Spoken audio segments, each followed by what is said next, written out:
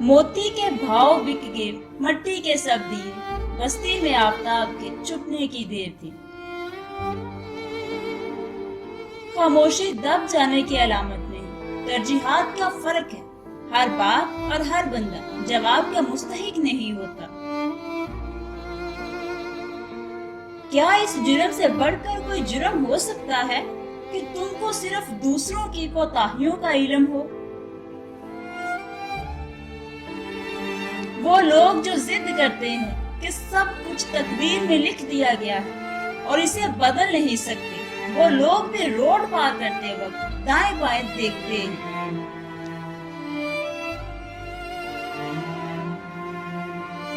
दुनिया में सबसे ज्यादा नफरतों का सामना सच बोलने वालों को करना पड़ता है।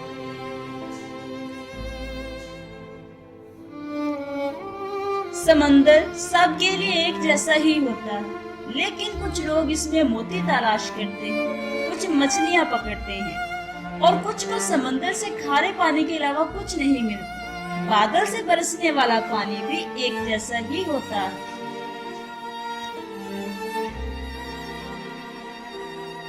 जो जानते हैं वो अमल करते हैं और जो समझते हैं वो तालीम देते हैं। खामोश लोगों के दिमाग शोर मचाते हैं। कोयला साबर ना होता तो कभी हीरा ना बनता।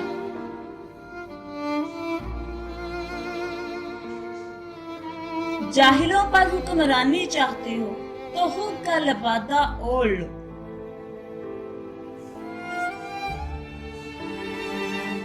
हम ना पहचाने जिंदगी तुमको, जब भी मिली तो मिली नकाबों में।